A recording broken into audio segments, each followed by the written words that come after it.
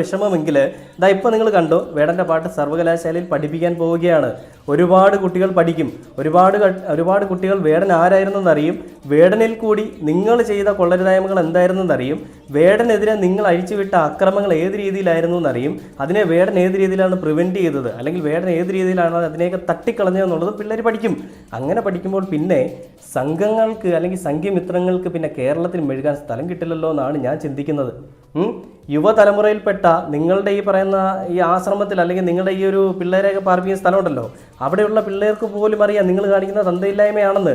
ഒരാൾ പോലും നിങ്ങളുടെ വെനൻ TV എന്ന് പറയുന്ന ചാനലിൻ്റെ വീഡിയോസ് എനിക്ക് തോന്നുന്നു നിങ്ങളുടെ കൂട്ടത്തിലുള്ള ആളുകൾ പോലും കാണുന്നില്ല. അങ്ങനെ ഉണ്ടെങ്കിൽ നിങ്ങൾക്ക് അത്യാവശ്യം നല്ല റീച്ച് കിട്ടിയേനെ. ആരും കാണുന്നില്ല. 100 വ്യൂ 900 വ്യൂ അതിനകത്താണ്, 1000 വ്യൂവിനൊക്കെ അകത്താണ് ഇവരുടെ ചാനലിലെ വീഡിയോ എന്ന് പറയുന്നത്. അപ്പോൾ ഇവർക്ക് വേടനെതിരെ സംസാരിച്ചുകൊണ്ട് ഒരു TRP റേറ്റ് കൂട്ടാനോ അല്ലെങ്കിൽ ഇവർക്ക് മറ്റെന്തെങ്കിലും രീതിയിലേക്ക് ഒരു റിലവൻസ് ഇവിടെ ഉണ്ടെന്ന് കാണിക്കാനായിട്ടാണ് ശ്രമിക്കുന്നതെങ്കിൽ നിങ്ങൾ കാണിച്ച കൊള്ളരുതായ്മകളെ പറ്റി